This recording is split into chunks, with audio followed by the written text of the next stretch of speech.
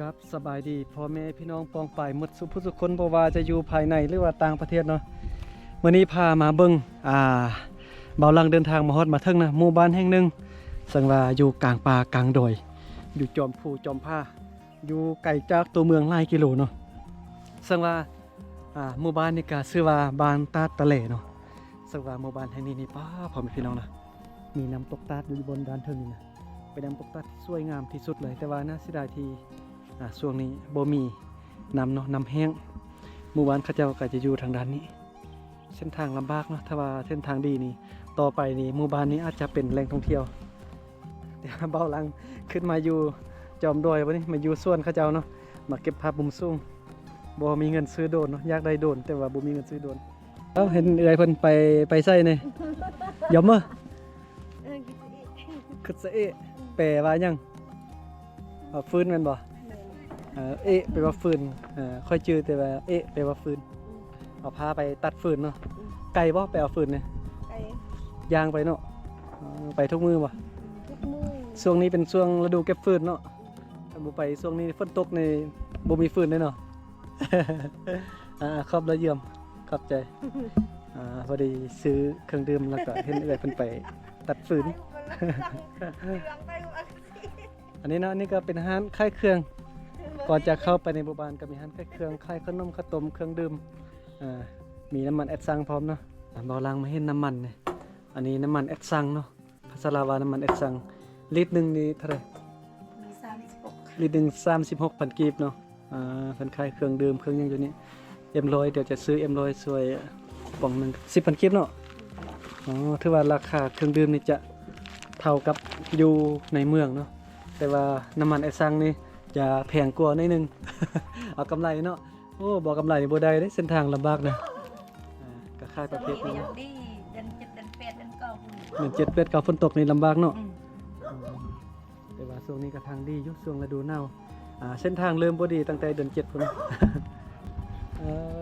สัมพอว่าเมื่อกี้เห็นปิดหานนะเจ้าของหานเมื่อกี้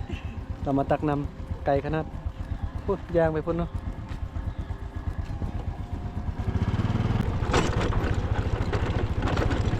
หมู่บ้านนี้ถ้าว่าเส้นทางดีนี่จะเป็นบนท่องเที่ยวได้เพราะว่ามีตาดทะเลสวยงามขนาดเลยตาดทะเล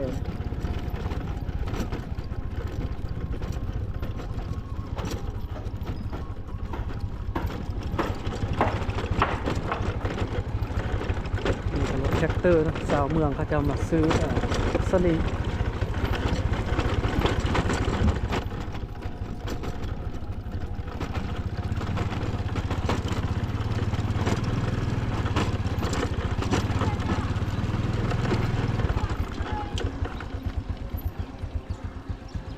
นะฮอดกลางบ้านแล้ว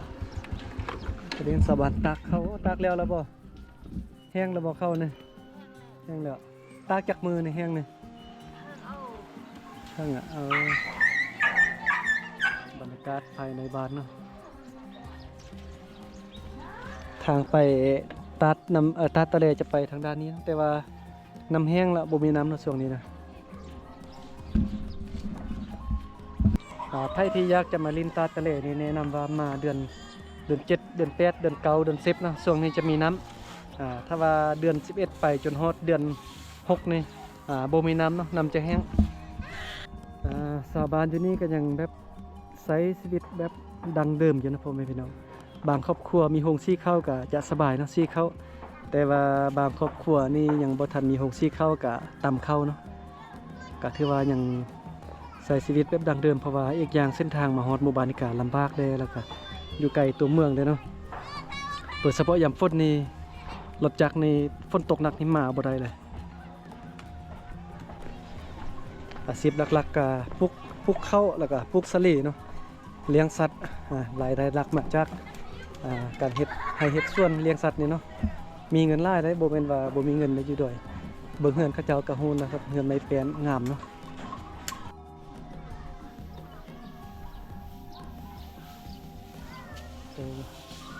เพิ่นแต่งข้าวแต่งมันละเอียดเนาะเคลียร์มันให้มันสะกันบ่เฮ็ดแบบนี้เนี่ยบ่แห้งเลยเนาะ ตักทุกมือบ่เข้าน่ะ ตักอยู่ ทุกมือเนาะมีลายเด้เข้าอยู่บ้านนี่น่ะเห็นไห้เข้าบักหลายๆ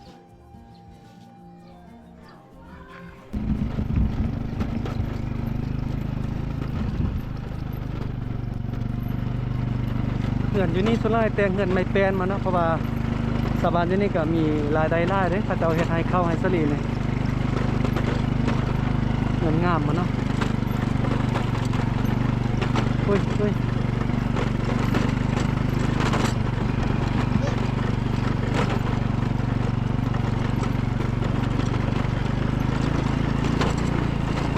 โอ้เหือนหลังนี้สบายเหือนหลังนี้นะ